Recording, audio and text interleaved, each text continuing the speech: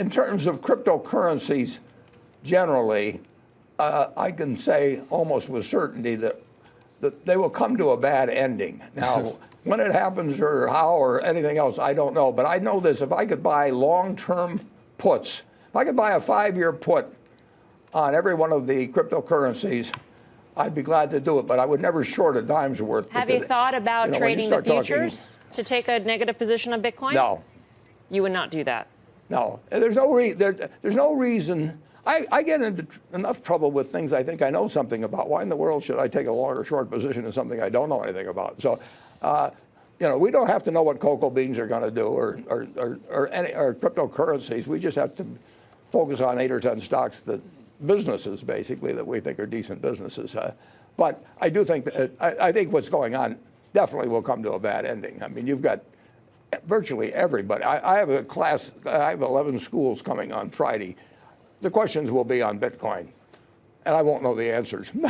Although when we sat down, Warren, you did say, I should have announced that we were getting involved in Bitcoin this morning. Well, that is true. I mean, that would be much more interesting to the audience that we were going to issue a whole series of cryptocurrencies tomorrow. But we aren't, believe me. And we don't own any. We're not short any. We'll never have a position in them. Well, I shouldn't answer any questions on the subject, but I will. There's all kinds of people watching this that are long Bitcoin, and there's nobody that's short, and nobody wants their windpipe stepped on. I don't blame them. I don't like people who step on my windpipe.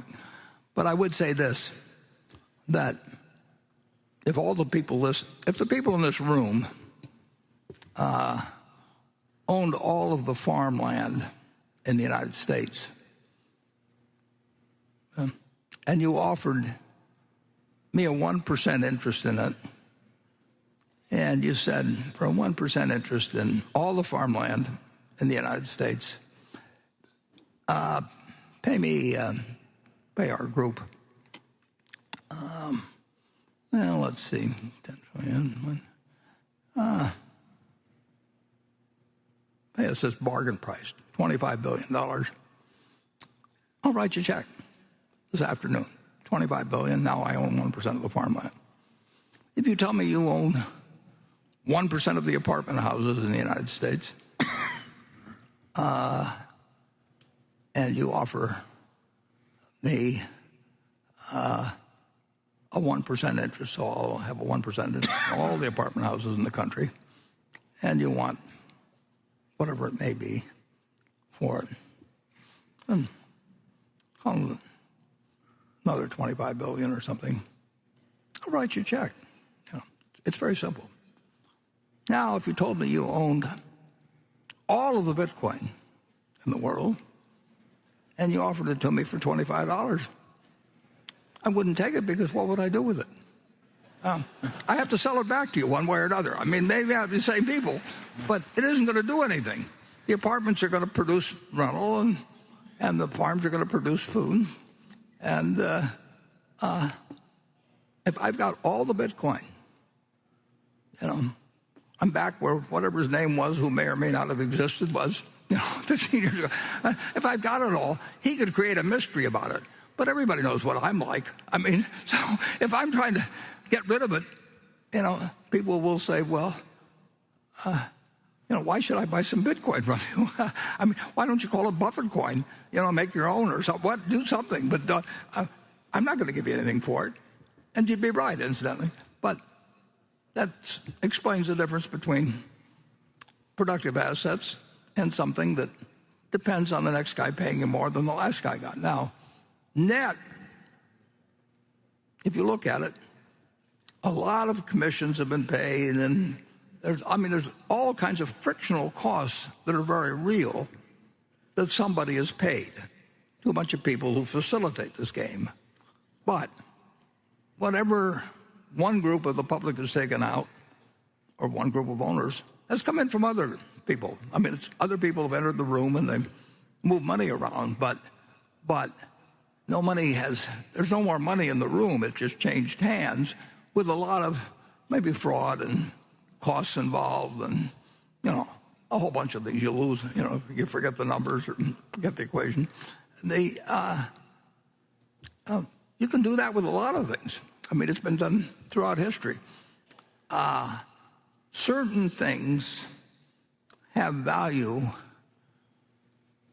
that don't produce something tangible. I mean, you can say a great painting, probably will have some value 500 years from now. May not, but the odds are pretty good that if it was a big enough name at some point, there will be a few things. I mean, you can find something. If somebody wants to sell you a pyramid or something, and you can charge the viewers, or it'll be around a long time and won't produce anything. But people will find it interesting to go there because I've read about the pyramids. But basically, assets to have value, they have to deliver something to somebody, and there's only one currency that's acceptable in the United States. I mean, you can come up with all kinds of things. We can put up Berkshire coins, or we can put up Berkshire money or anything like that. But we get in trouble, I guess, if we call it money. But in the end, this is money, and there's no reason in the world why the United States government, whose currency people prefer, there's just under 2.3 trillion just of these little pieces of paper floating around some places, 7,000 for every man, woman, and child in the United States. And of course, most of them probably aren't in the United States. Who knows? But this is the only thing that's money.